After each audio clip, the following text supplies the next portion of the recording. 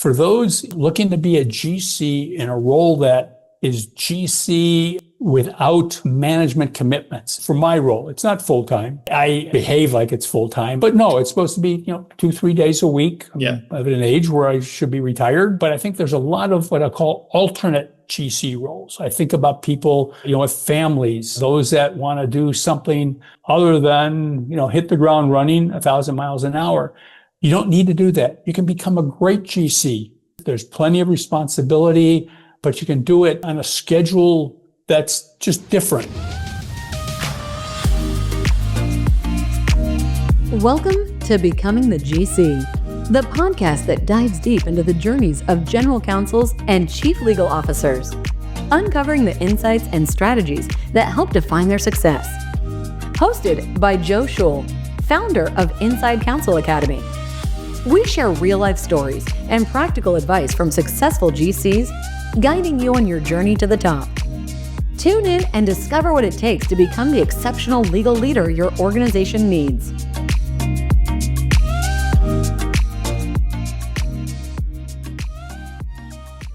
Today I talk with Mike Sennett, Chief Legal Officer and General Counsel of the Water Quality Association, where he oversees legal strategy for a global trade association that certifies water treatment products and professionals and operates an accredited product testing lab serving the residential, commercial, and industrial water markets.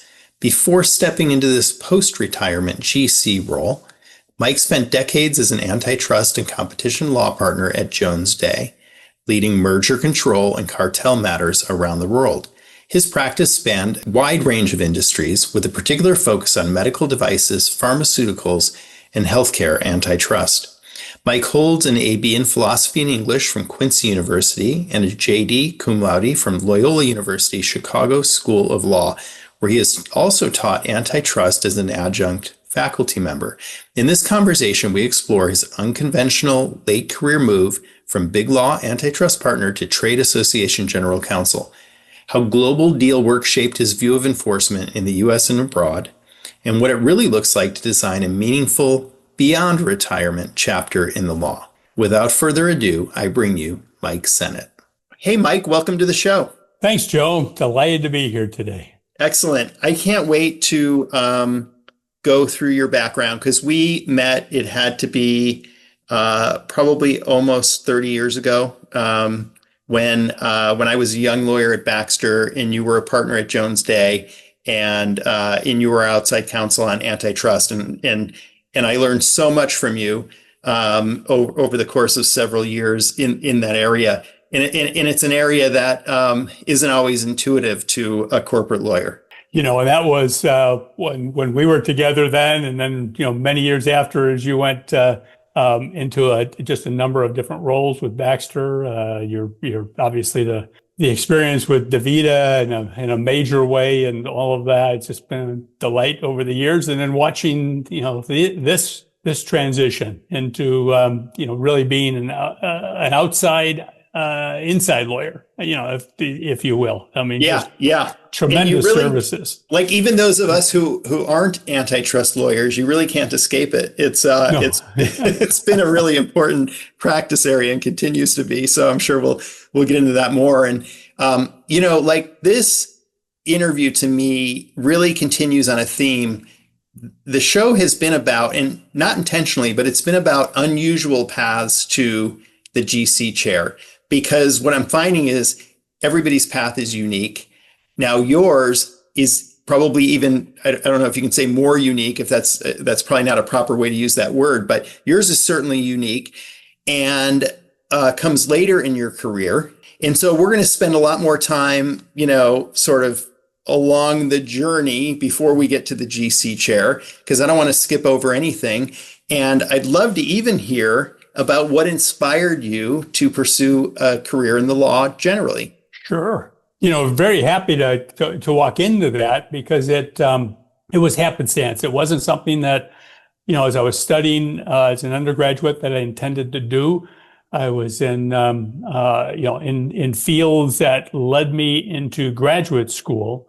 But as I was going into graduate school, into a PhD program, I looked around and I just wasn't very happy with the ultimate career path of academia. It was, it wasn't terribly exciting to me. It didn't really, push some of my buttons. I was really looking for something to combine the academic aspects of what I had done. I love to read and think and study and all of that, but also to have the engagement, with people, the engagement in business, et cetera. And I wasn't going to get that in academia. And so I, even within, I guess, the first to second quarter of that year afterwards into the program, I was taking jurisprudence and courses and a lot of economics, which was, kind of going to be my discipline.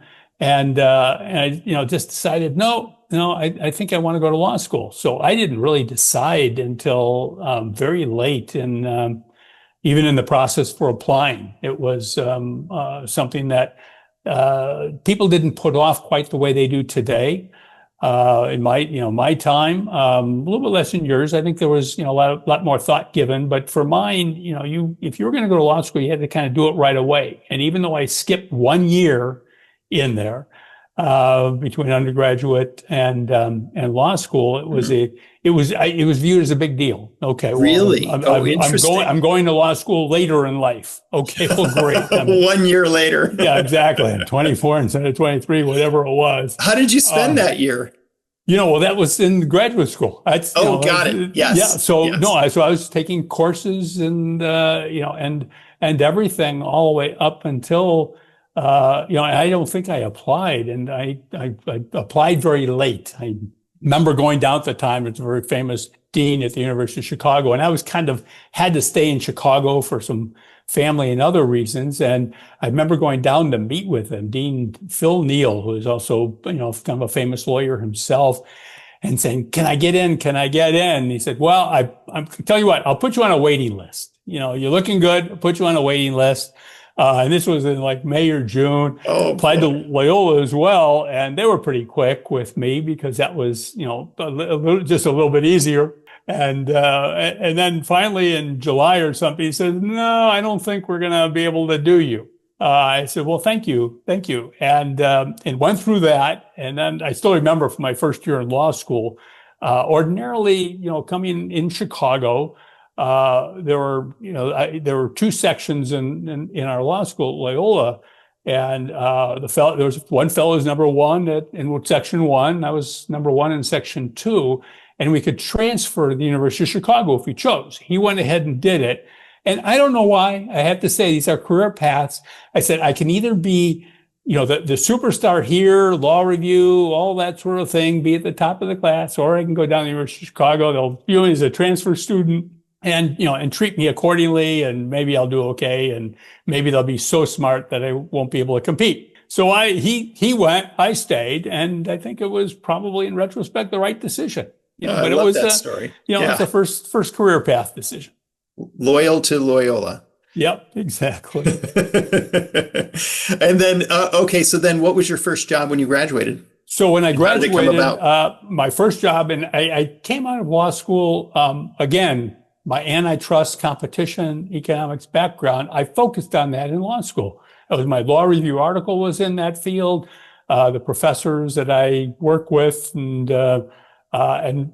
took courses with, one was formerly with chief of the Federal Trade Commission in Chicago, and all were encouraging. And so my first job was at Bell, Boyd & Lloyd, which has since merged out, but I'd worked at Sidley my summer between second and third year, but Sidley did not have an antitrust practice, still didn't for a lot of years. Today, It's very different. I mean, like a big time deal practice, and it still didn't, which is how I got to Baxter to work with Baxter even while at Bell Boyd, because Sidley would do the deal part, but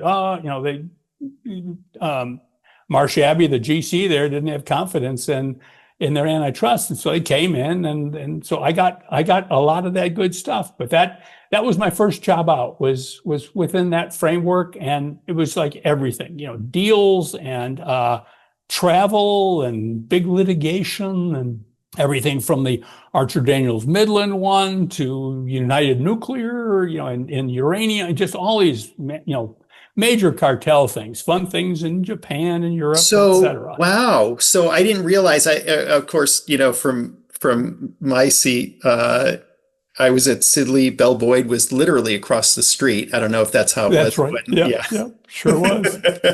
And then when I was at Baxter, like I said, we worked together. But you worked on ADM, like the informant.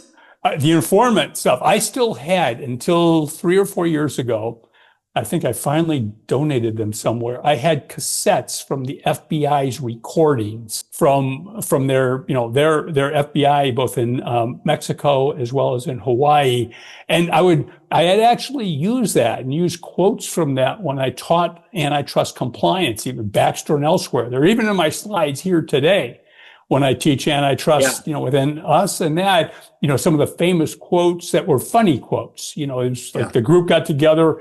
In Mexico, they heard knock at the door. Ha, ha, ha, that must be, they call it the FTC, but ha, ha, ha, they're all joking around. And because the waiter came in, well, what he was doing was coming in to change the tape in a lamp, so that he they really continue was recording. Oh my goodness. And then in Hawaii, it was, the cartel was, a U.S. company and 3 Japanese companies. Well, they got together in Hawaii because they didn't want to meet in the United States. Just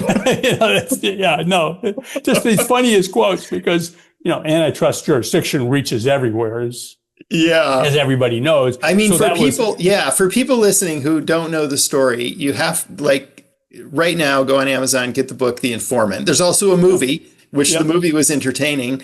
But the book I learned a lot from, and it was learning, but also in a very entertaining and informative way. Yeah, fun times very early on.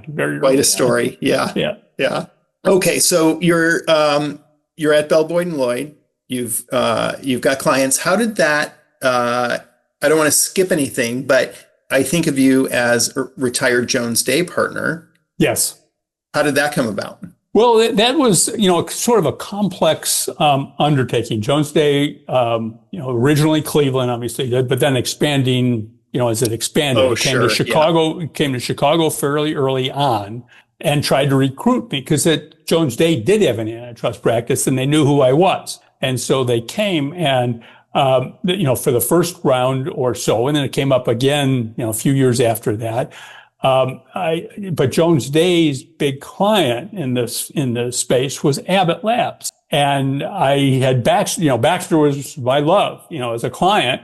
And, I said, no, I can't do it because in those days, they both were in the same lines of business, particularly in IV solutions and they hadn't diversified out, and so I didn't actually join Jones Day until after 2000, after, they'd come back every few years. And finally, Baxter recognized, and I would talk to the, GC there at the time, in each of these occasions. And, and I think Tom Sabatino may have been the one that finally said, oh, go ahead and go, because they had changed so much. Yeah. But that just, dictated. And so when I went and took our group out of, Bell Boyd, a couple of other, larger groups, left as well, and then it merged into K&L Gates. But antitrust was a major Bell Boyd practice. But we did it without, as the later years turned out, even with Baxter and a number of others, we did that practice without having the corporate clients, which was very difficult because you're constantly selling against somebody who's got all the corporate work, corporate relationships, and, to a GC, I make one decision. How important is antitrust, to this? It's not that important. It doesn't matter. So it was really trying to convince them that it does. Yeah. But in their mind too, if the corporate practice has, a reasonably good antitrust practice, there are benefits to having it all under one shop, certainly for the GC. It is. And for GCs and those that, think about this, as you did and others, one of the things as an outside lawyer that was very important to me was to show, my ability to work with the corporate lawyers. So there were a number at Sidley that, Yeah. that I worked with closely, befriended, and showed same thing, and it turned out that Skadden was much the same. A few of these others that would constantly be in the deals, on the deal side, Simpson Thacher for the American Hospital Supply acquisition. I worked very hard as the antitrust lawyer, not only with the client, but with the corporate law firm, to a point where I remember with one of the transactions, one of the Sidley partners, later on, a major transaction, said, don't bother with us. I know you're going to, or it was Kirkland actually on that deal, said, no, just go to Mike Sennett. Just go over there for antitrust. We get along fine. We work. And that was it was a great compliment, because it was a way to build relationships. And you must, So that, you must have had so many, and still, I'm sure do have so many relationships with so many firms. And then all the firms that you're mentioning, Kirkland and Sidley, just blew up, right? They were started in Chicago, but they exploded in terms of global reach and in size and, scope. And that helped actually as I went to Jones Day. That was, a major advantage.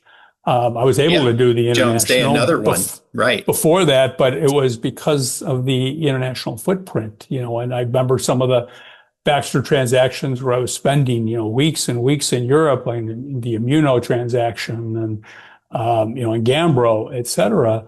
We as they were building, as Baxter was building its business, it kept saying, you've got to go off and, work with these firms. And, we had some where we had outside relationships in some countries, but I needed somebody that could manage it globally. So we're down in Brazil, we're over here, doing all of that. And it was a big plus, a major big plus. Yeah. So did you traveled internationally quite a bit then for the role? Quite a bit. Yeah. Quite a bit, both for kind of doing, and that's when I sort of shifted later in my career to, if I had to say, it used to be 50-50 or whatever deals, to litigation or investigatory matters. It became much more deal oriented later. Because it was, international. And so, and oftentimes it would just be negotiating over, the antitrust aspects of it, and then getting before the European Commission. And then for a time, it seemed like we must have had, 40 different countries involved in some of the transactions that we would do. The last big one I was on was not in the Baxter space, but for Potash Corporation, as it was merging up, and a Canadian company, and it was all China and India were the key hotspots, Israel, et cetera. And so it was like spending time on the road, basically managing different offices that we would have, or local counsel as you're going to have in India and elsewhere. And so it became a lot of fun for me. It was why I went into antitrust. It's never, my concept was, and I would tell this to law students or others that want to get into antitrust, non-repeatable. To me, it was very important. Don't get something that's repetitive. Don't go in before the same judge in the same court, in the Circuit Court of Cook County or whatever. You're a great defense lawyer, or you're doing this, but it's the same stuff. You're never going anywhere interesting. Get something where everything's different. The procedures are different. The courts are different. Your issues are different. The economists are different. Just tell me some differences between, what I'm more familiar with, FTC and DOJ, and like the EU. Well, the EU is much more regulatory. You would do, like sometimes in the US, some lawyers love to have these white papers that they would develop, go before the FTC with it, or the DOJ. And, I was okay with them. I used to think, geez, you're cutting off a lot of arguments sometimes, or they haven't raised those arguments. Let's wait until we see. So I was much more nuanced about how to do these things, and didn't want to create issues where there weren't any, and wanted to solve those where there were. Versus the EU, where everything is regulatory. It's a massive paper that you're submission after submission in a certain way to go through it. At the end of the day, it wasn't that different in terms of how they would how they decided things on the merits seemed to be pretty comparable, but the process was so different. I remember in India going into myself as, and you can't practice in India, so I had, India counsel, but going into court in India, it was like a disaster just in terms of the way the courts are run. But, it just was very different. So you learn from that. Ukraine at the time had a new statute, and I had, went there for something, trying to make sure Eastern Europe was taken care of, and Brazil was always different. So you learn and you adapt as you're going through it. But again, you depend an awful lot on either your local office or lawyers at in firms that you've worked with before internationally. Yeah. Let's talk about US antitrust law over the course of your career and how it, evolved or devolved, depending on one's perspective. What changes did you experience? I think the probably largest change over time was the emphasis on really on horizontal transactions as being issues. Before that, they would have issues with vertical arrangements, with conglomerate mergers, with odd sorts of things. And then they started focusing much more on just acquisitions, transactions between competitors. And so as a result, your arguments, you tended to have lots and lots of information. I remember when we did one of the Baxter transactions, there were 400, nobody's going to recognize this listening to this podcast, but we did everything on paper. So you had 400 bankers' boxes of documents that were submitting, just lots and lots of that without data. But, you'd have some data, but you wouldn't, and without a lot of economists involved. The last 10 years or so with the antitrust division, the economics were just critical, and having economists and working with them, sometimes almost as expensive, if not more expensive than the lawyers involved. And these are big law firms, so, you think of the numbers and all of that, but you would have strategic thinking economists, and that became very, very critical. The more recent, and I've been away from it a little bit in my GC role now, more recently, I've just seen it become much more political. It was never political in my day. Yeah. It genuinely wasn't. You would see some differences of enforcement between one administration, the Democrats, and then the Republicans would come in and ease up just a little bit. But when I say just a little bit, it was just on the merits, on the law, on the economics, staff people, lifers, or political appointees, not much different, all capable, smart, intelligent people at the Antitrust Division, FTC, and we would go through it on that. So we'd always take a lot of pride in what we did. Yeah. I unfortunately think, and it's not just the most recent Republican administration, but both the most recent Democratic and the Republican administrations became much more politicized. So we're going to take this case on because of the profile of the targets. And it's very unsettling to antitrust lawyers. Yeah. Profile of the targets and more like ideological causes.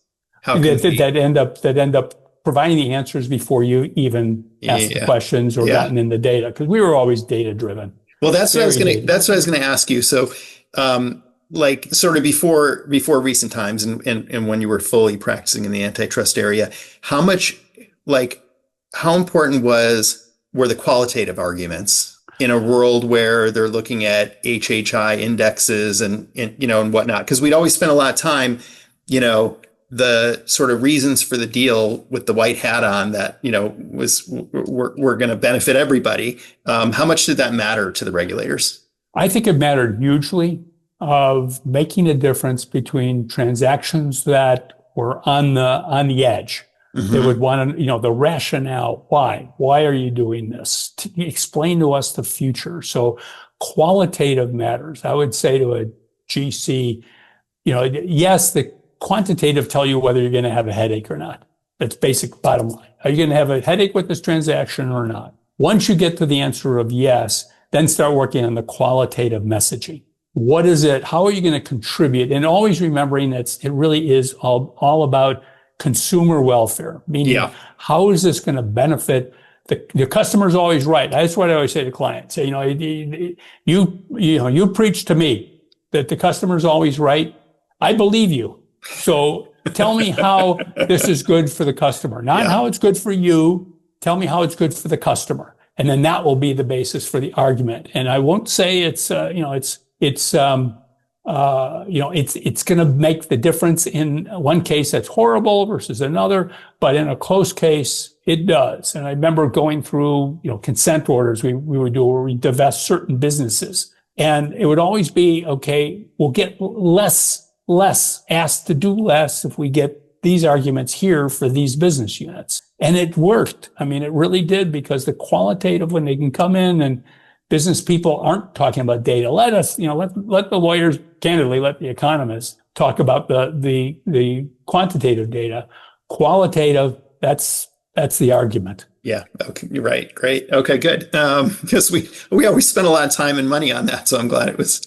Oh, yeah. And no, and the mindset of all of that was always so critical, because you want business people to have it instinctively, at their tongue when they're speaking. And I like to let business people speak in these circumstances. I'm not going to be their mouthpiece. So the best arguments you had were when they're well prepared. Yeah. Love it. Okay, great. Were you at any time during these years thinking someday I'm going to be a GC? I had a couple of different steps into it. Okay. But with Baxter, it would be a little bit like how I got to WQA.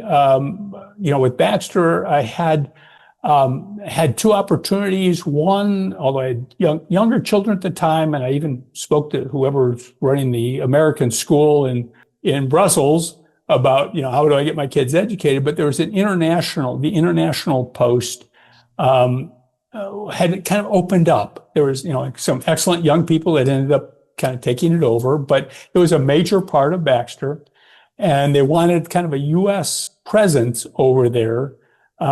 Somebody willing to go over for 3 years and maybe, shoot themselves in the foot in their career in the U.S., which I think it changed in terms of mindset, but that was the case then. And I did think about that very seriously. Yeah. And then some years later, going through a process, with one of the GCs that I was close to, or close to all the GCs there, but who is going to be moving on, and said, they're going to be doing a search for a new Baxter GC.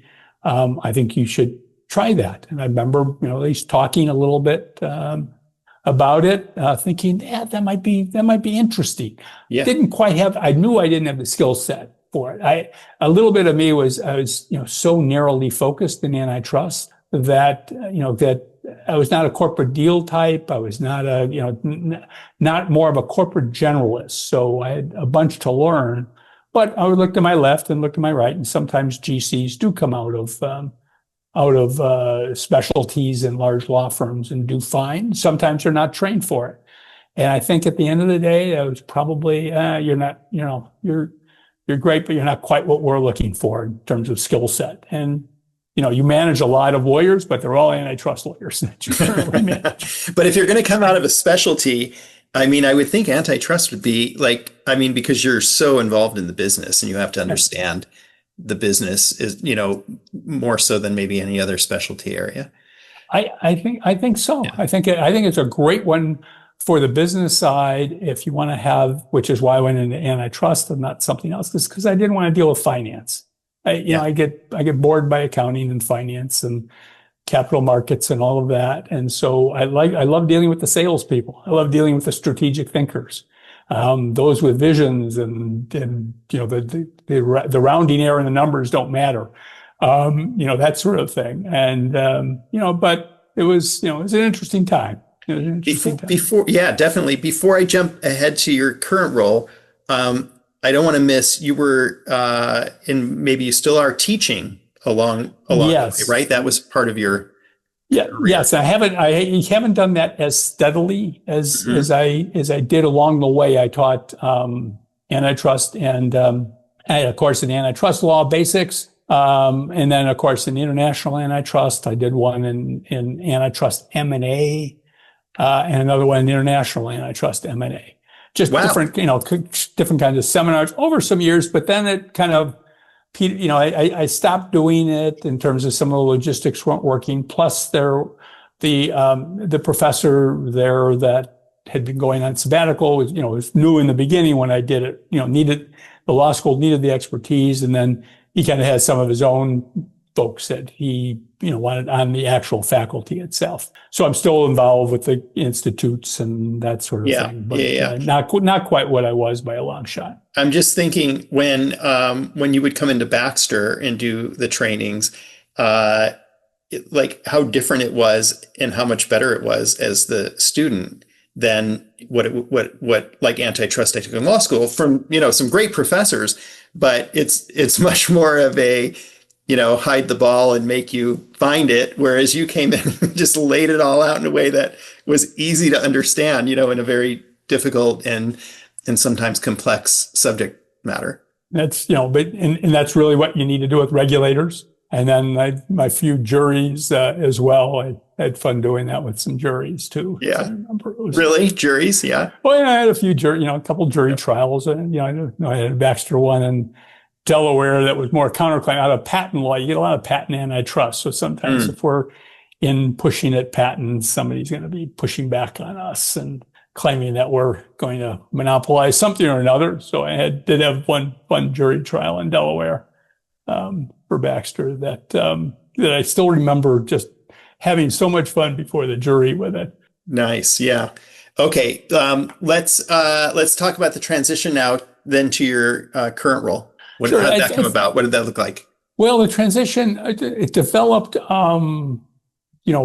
within a time frame after I just completed a very large, very complicated international transaction, a combination with Potash, and I was just kind of exhausted from the global travels. This was all one that was Asia and India, exhausted. I mean, okay, how many of these am I going to do now? And then I sort of came to a crossroads within Jones Day. I can continue to go 1,000 miles an hour and stay engaged. If I was sort of willing to do that, or you kind of retire, and not unusual in these mega law firms. But then at the same time, I would have I had 2 or 3 major New York law firms that were New York at first wasn't doing what a Jones Day would do, or even a Sidley or a Kirkland of globalizing, because their economics didn't work much of going out of New York. Occasionally they'd have a DC office. New York was very late in this, but they came to it, and I was like positioned where they came to me and said, do you want to do something in Chicago to open the office? We'll only need you for 2 or 3 years.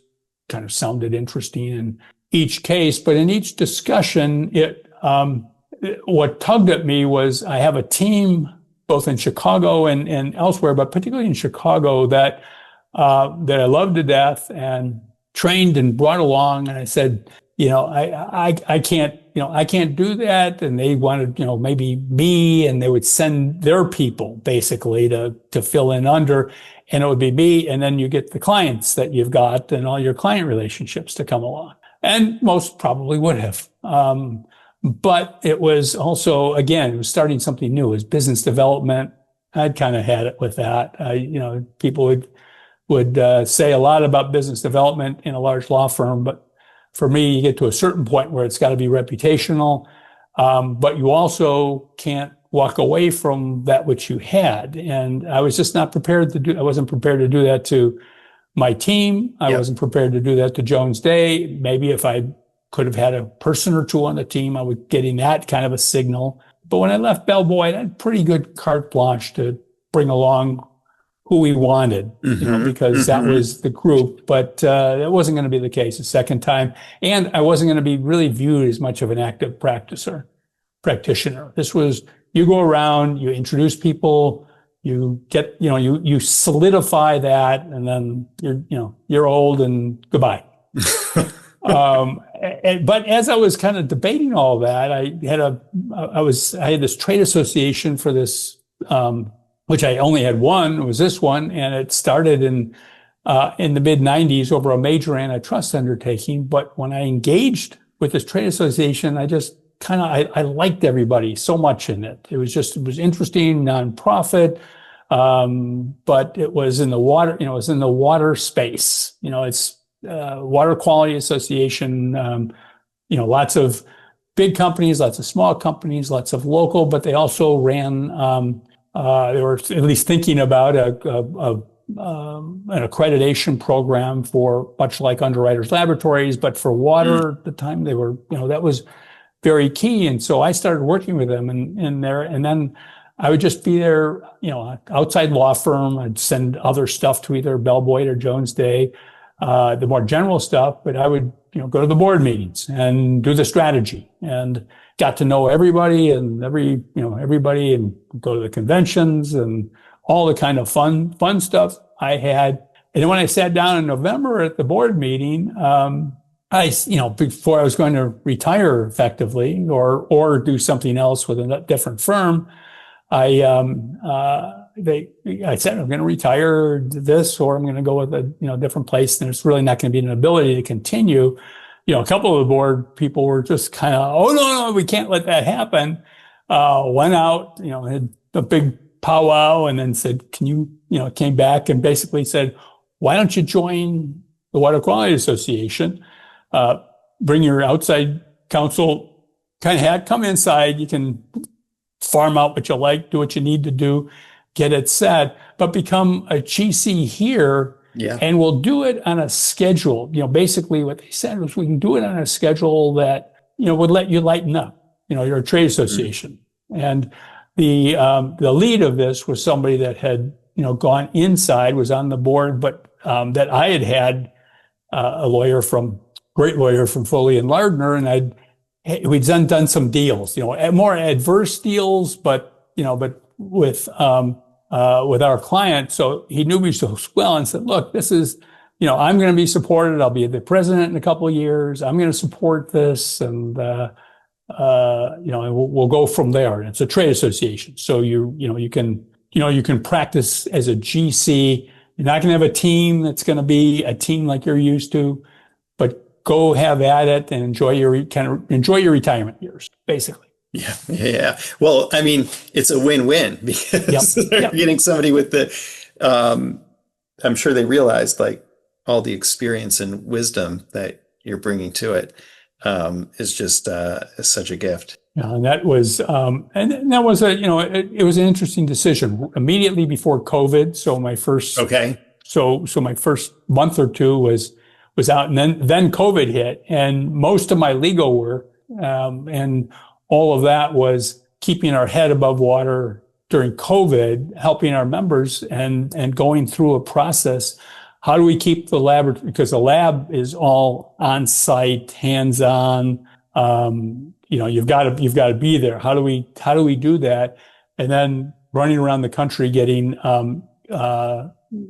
regulatory rulings or otherwise that we are an essential operation, and more importantly, our members, because there's water, somebody's pulling water out of the ground in rural Kansas, they're going to, if they can't get at this, no matter COVID or not, there's going to be, major consequences. Sure. And so that was a big, well, tell us what you do and get the regulatory regime going. And, but then we had some, people that were off, and we had to go through the whole PPP process to get, to get involved in the government, and that kind of worked and didn't work for trade associations. It's very complicated. Those circumstances immediately gave you broad exposure to new issues you hadn't dealt with before. Just fun times. Yeah. And so but using the same skills, because you had dealt in, lots of governmental things and other things like that were not a stranger. Plus I knew, what the legal issues were for this association anyway. Right. Beautiful. What advice would you give, looking back on your career, to your younger self? To my younger self, and I guess I would think about, my decision paths, including this one. And, my advice is just be true to yourself. I think I thought through each of these. I don't think I would change a thing, candidly. I wasn't perfect by a long shot in a lot of things I did.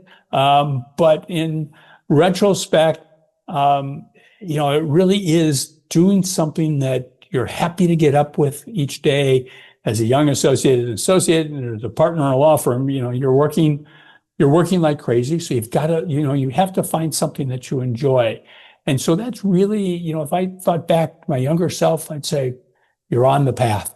Mm-hmm. Whether it would have steered a little differently each way, who knows, but I had no regrets, zero regrets. Yeah. Well, one thing, that, I really learned from one of the CEOs at Baxter during my time there, Harry Kramer, was the importance of self-reflection.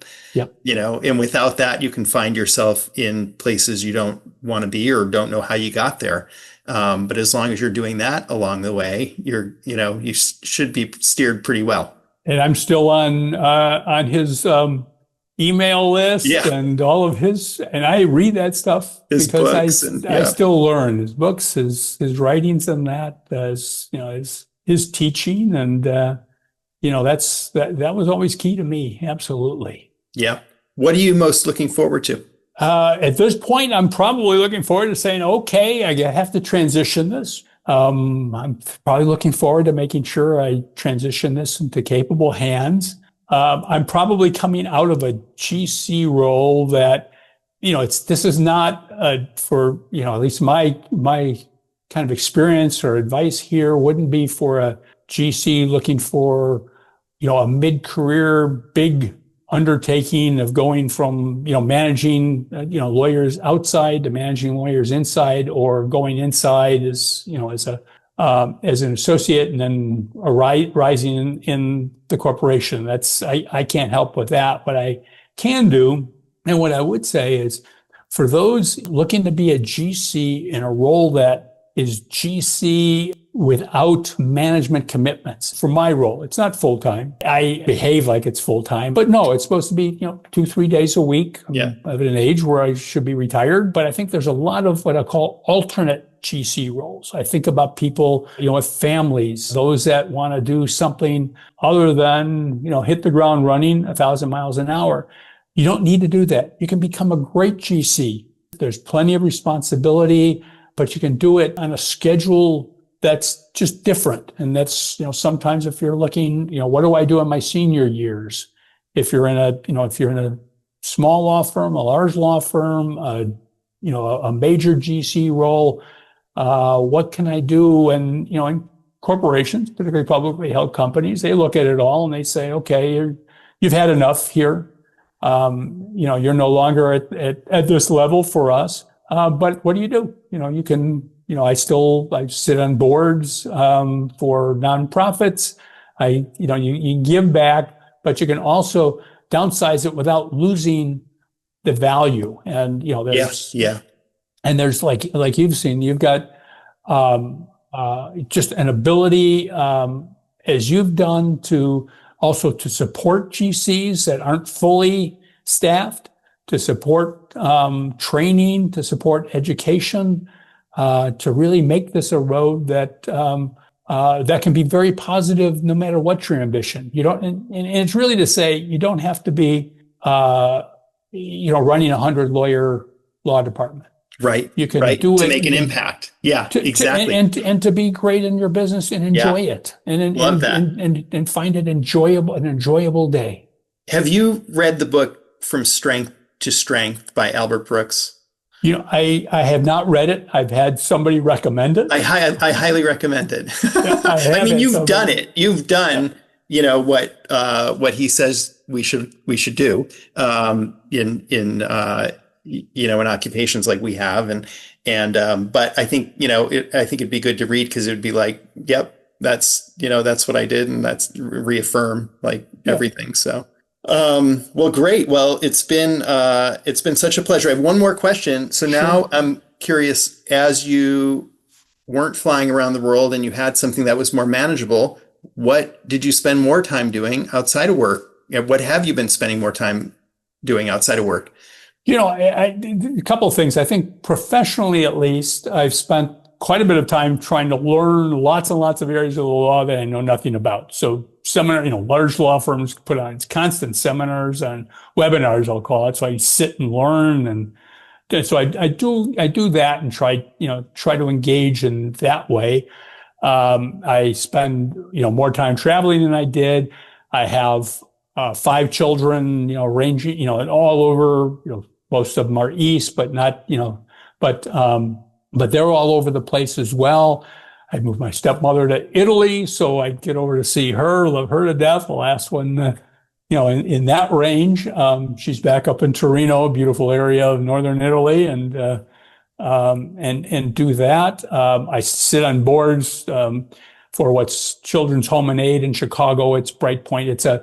It's a large human services thing with within the inner city of Chicago and then elsewhere within the state of Illinois for managing difficult children in difficult circumstances, early Head Start programs, and all of that. I value that very much, and within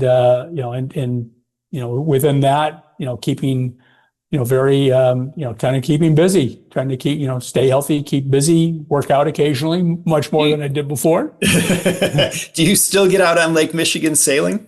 I haven't been sailing for a while.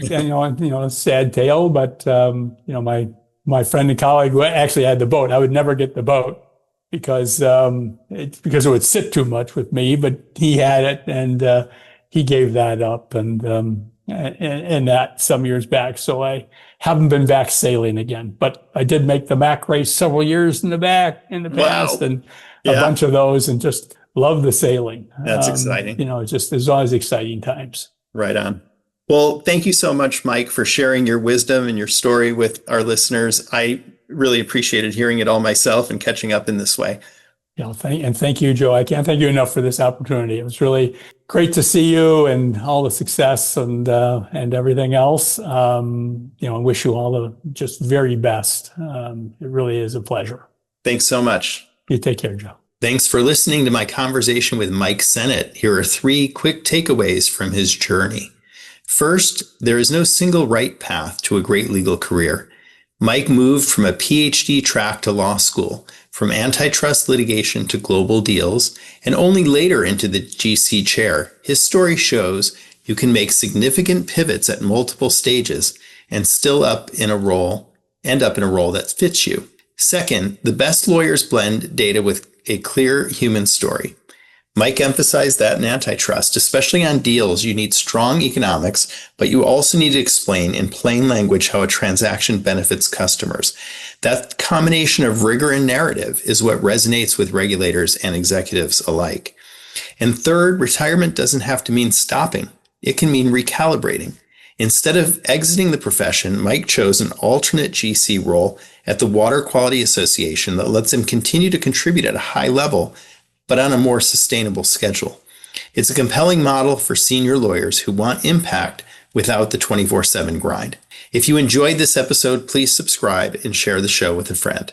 And I'd love to connect with you directly. Just search for me, Joseph Scholl, on LinkedIn and reach out. Until then, thanks for tuning in. Thank you for listening to this episode of Becoming the GC. Whether you're preparing for the GC role or looking to sharpen your skills as a sitting general counsel, we hope this episode offered valuable insights and inspiration. If you enjoyed the conversation, please subscribe, leave a review, and share it with your colleagues and friends. Explore more resources and join our community at InsideCounselAcademy.com. Please tune in next time for more insights and inspiring stories from successful legal leaders.